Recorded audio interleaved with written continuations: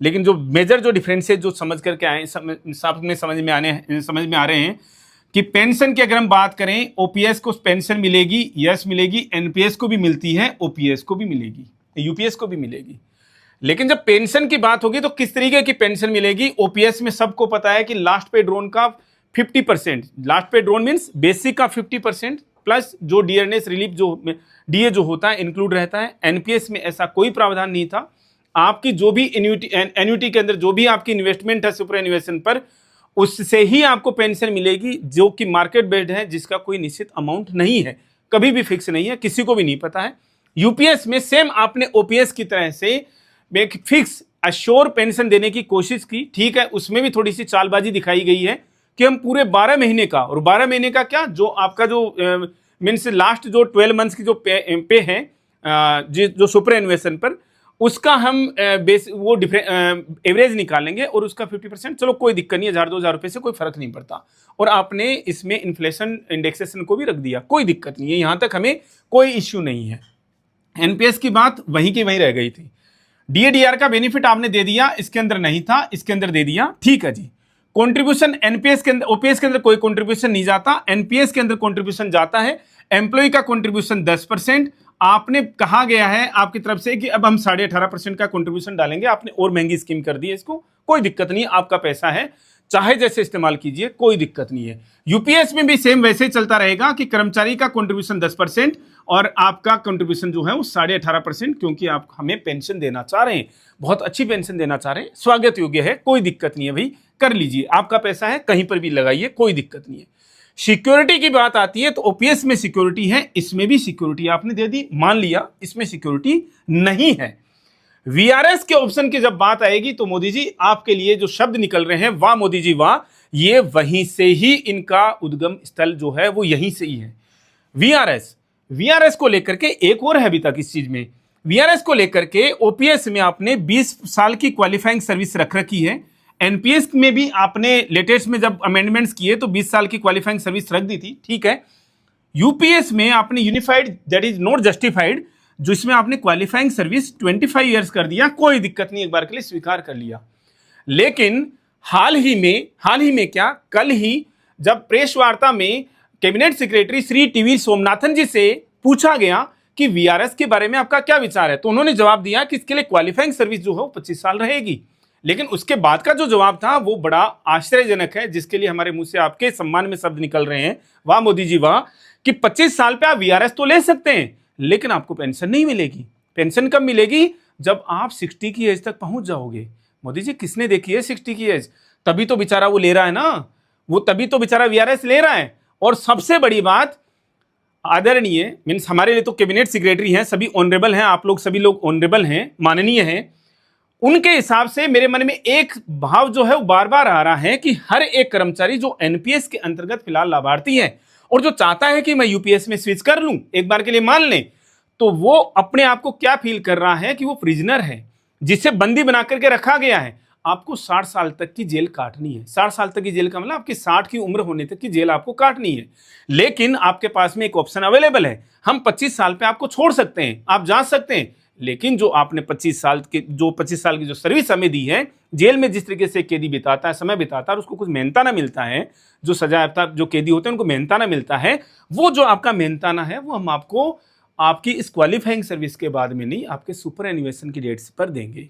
मोदी जी समझ में नहीं आ रही ये चीज? माननीय है आप हमारे लिए, और आपसे देश का हर एक कर्मचारी आपकी तरफ ही केवल आस बांध करके देख रहा था कि कोई ना कोई बड़ा डिसीजन आप लेंगे हमारे फेवर में। यहां से ये यूनिफाइड जो पेंशन स्कीम है वो जस्टिफाइड नहीं लग रही है। दूसरी चीज, अगर आप इसमें देखें तो हमारा कंट्रीब्यूशन मींस एम्प्लॉय का कंट्रीब्यूशन जो 10% जाता रहेगा, आपने उसकी ऐसी हालत कर दी है कि मुझे पैरेलल में अंग्रेजों की याद आ गई।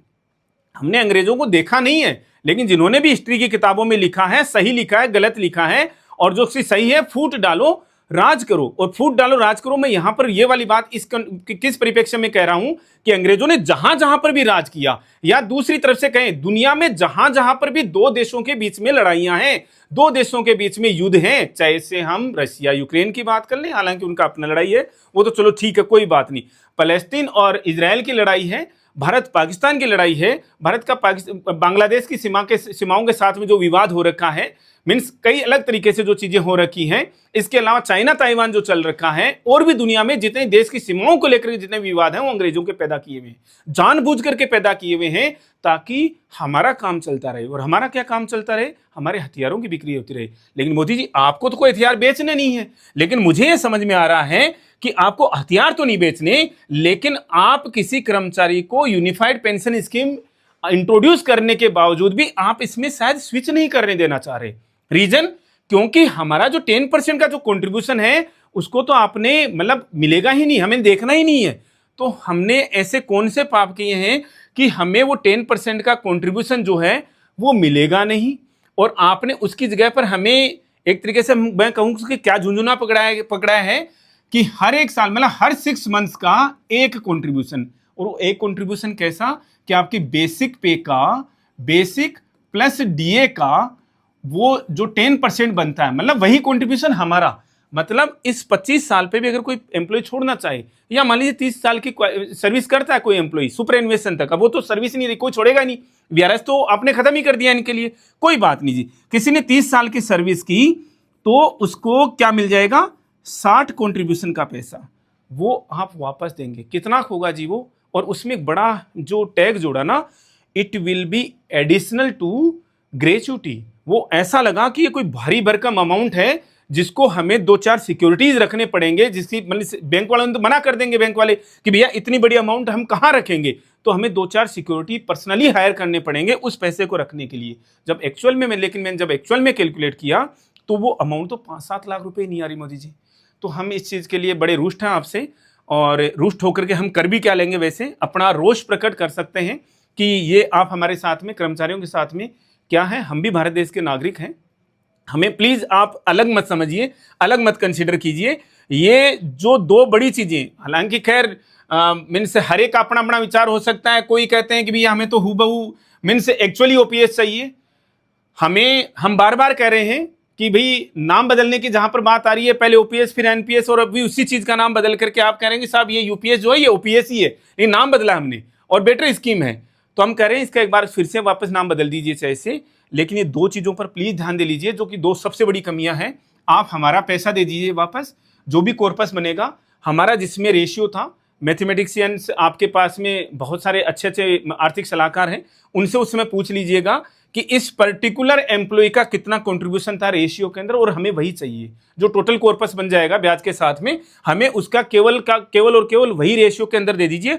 और एक आधी चीजें यहां पर देख लीजिए, और एक आधे सुधार और जो अभी तक समझ में नहीं आ रहे हैं, अभी तक तो गैजेट आया नहीं है, जो देखने के बाद में पता चलेगा। आपसे हाथ जोड़ करके विनती है, कर्मचारी आपसे हाथ जोड़ करके विनती कर सकता है, और कोई दिक्कत नहीं है।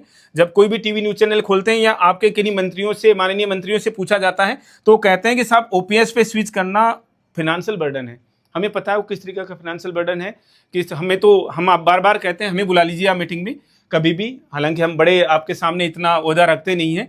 हम प्रूव कर देंगे कि एनपीएस जो है वो ओपीएस की बजाय में बड़ी महंगी स्कीम है। आपके सरकारी खजाने से एनपीएस में बहुत ज्यादा पैसा जा रहा है, इतना आपसे कर्मचारी मांगता ही नहीं ओपीएस के अंदर, ओपीएस के बेनिफिट्स में। रीजन, क्योंकि ओपीएस लेने वाला कर्मचारी, और ऐसा नहीं कि एनपीएस लेने वाला कर्मचारी अलग से है, भारत देश में किसी भी कर्मचारी की औसतन आयु किसके लिए, पेंशन रिसीव करने के लिए, पेंशन लेने के लिए 10 साल से ज्यादा नहीं है। कहने का मतलब कोई 70 साल से ज्यादा नहीं, जरा एवरेज की बात कर रहे हैं, कोई पर्टिकुलर 90 साल जी जाए एक अलग बात है, लेकिन एवरेज ये 10 साल पे आता है। आप एनपीएस के कर्मचारियों को 30 साल, 32 साल, 33 साल, 35 साल पेंशन क्यों देना चाह रहे हैं? और ये इतना कॉर्पस है कि आपके खर्चाने में तो पता नहीं कितना पैसा चला जाएगा अगर आप खुद के लिए डालें पीएफआरडीए में। हमें तो केवल ये बेनिफिट्स दे दीजिए, आप इसका नाम और कुछ, अभी यूपीएस का नाम यूपीएस ही रहने दे दीजिए।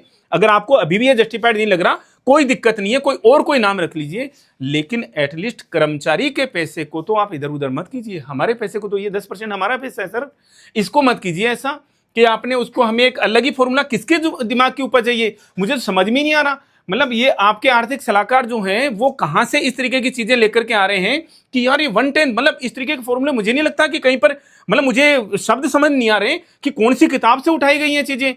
माननीय मंत्री जी ने कल इसके बारे में जब इंट्रोड्यूस कर रहे थे इसको, पेंशन स्कीम को, तो बता रहे थे हमने काफी जगहों से स्टेक होल्डर्स के साथ में भी, आरबीआई के साथ में भी, वे अदर मतलब अब्रॉड में कंट्रीज के साथ में भी उनको स्टडी किया। ये तो हमें कहीं से भी नहीं है, बंद कमरे में बैठ करके बनाई गई 5 पन्नों के अंदर चीजें लिख ली, 5 पॉइंट लिख ली और हमारे सामने इंट्रोड्यूस कर दिए, हाँ जी भैया ये हो गया, और हमारे मुंह से वैसे इसको पढ़ करके निकल पड़े, वाह मोदी जी वाह। तो ठीक है मोदी जी, ये चीजें प्लीज हाथ जोड़ करके विनती कर रहे हैं हम आपसे, हमारे इस पैसे का, इस जो 10% है हमारा पैसा है, हमने पहले ही बोला है ये 18.5% की जगह पर 28.5 डालिए, हमें कोई दिक्कत नहीं है। हमें इस तरीके का कोई और कॉर्पस चाहिए भी नहीं कि आप वो नॉमिनी को पैसा दे देंगे उसकी मीन्स डिजीज के मीन्स डिमाइज के बाद में, ऐसा कुछ हमें चाहिए भी नहीं। आपको पता है अपने फैमिली पेंशन ठीक है, बहुत अच्छी कर दी है, कोई दिक्कत नहीं है। इस यूपीएस का नाम आपको वापस चेंज करना पड़े, कोई दिक्कत नहीं है, कर लीजिए, लेकिन प्लीज हाँ ये पैसा हमारा वापस दे दीजिए, ताकि कर्मचारी के मन में जो एक दिमाग में एक बार बार जो चीज है क्या जीपीएफ को लेकर के, वो संशय खत्म हो जाए हमारा। आप जीपीएफ नहीं देना चाहते मत दीजिए, कोई दिक्कत नहीं है, लेकिन ये क्या कर दिया कि हमारे इस सारे के सारे पैसे को ये गायब हो गया एक तरीके से। वो मूवीज के अंदर नहीं दिखाते कि भैया पैसा पड़ा हुआ सामने, वो तो खैर कैमरे की करामात होती है, ये तो सामने से उठा लिया सर हमारा पैसा, कहां गया मतलब पता ही नहीं लगेगा कि किसी कर्मचारी का 1 करोड़ का कंट्रीब्यूशन अगर है ब्याज के साथ में, तो आपने उसको 3-4-5 लाख रुपए में सलटा दिया। प्लीज हाथ जोड़ करके विनती है, अगर आप लोगों तक ये बात पहुंचती है, और हम बार बार कह रहे हैं और हमारा व्यू हम दे देते हैं कर्मचारी संगठनों, कर्मचारियों को, कि जब भी, अभी तो खैर 8-9 महीने हैं इस स्कीम को लॉन्च इंट्रोड्यूस होने में, और ये जो हमारा व्यू ये है कि अगर ये 2 चीज़ें नहीं है, वीआरएस का ऑप्शन ये नहीं है, मीन्स आपको पेंशन यहाँ से नहीं मिलती है और ये 10% पैसा आपको नहीं मिलता है, तो